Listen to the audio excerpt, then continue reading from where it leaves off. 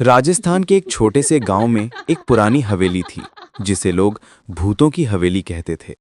गांव के बड़े बुजुर्ग बताते थे कि वहां रात को औरतों के रोने की आवाजें आती हैं और कभी-कभी झरोखों से सफेद साया दिखाई देता है। गांव का एक लड़का आकाश बहुत जिज्ञासु स्वभाव का था। उसे भूत प्रेत की कहानियां सुनना अच्छा लगता था, लेकिन वो मानता नहीं था। उसने ठान लिया कि वो उस हवेली में रात बिताकर सच्चाई पता करेगा। उस रात 12 बजे आकाश अपनी टॉर्च और मोबाइल लेकर हवेली में घुस गया। हवेली अंदर से जर्जर थी। टूटी खिड़कियां, पुराने झूमर, दीवारों पर उखड़ी पपड़ी और अजीब सी बदबू। जैसे ही उसने पहला कदम अंदर रखा, अचानक उसके मोबाइल में अपने आप रिकॉर्डिंग चालू हो गई।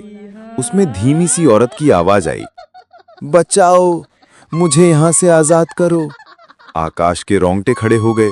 उसने सोचा कि शायद हवा या कोई तकनीकी दिक्कत हो, लेकिन जब उसने टॉर्च का फोकस पुराने आईने पर डाला तो उसके पीछे किसी औरत की झलक दिखाई दी।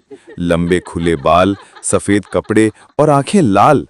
आकाश ने मुड़कर देखा, वहां कोई नहीं था, लेकिन आईने में वो साया खड़ा था।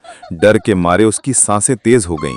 तभी अचानक हवेली का दरवाजा अपने आप बंद हो गया और चारों तरफ अंधेरा छा गया। मोबाइल की स्क्रीन पर एक पुराना वीडियो अपने आप चलने लगा। उसमें दिख रहा था कि इस हवेली के मालिक ने सालों पहले एक औरत को धोखा देकर यहीं मार डाला था। उसकी आत्मा आज भी न्याय मांग रही थी। आकाश कांपते कांपते बोला, तुम चाहती क्या हो? और तभी हवा के झोंके की तरह वो परछाई उसके सामने आ खड़ी हुई और बोली, सच को सबके सामने लाओ, तभी मैं मुक्त हो पाऊंगी। अगली सुबह गांव वालों ने देखा कि आकाश हवेली से बाहर बैठा था, लेकिन उसका चेहरा पीला और आंखें डरी हुई थीं।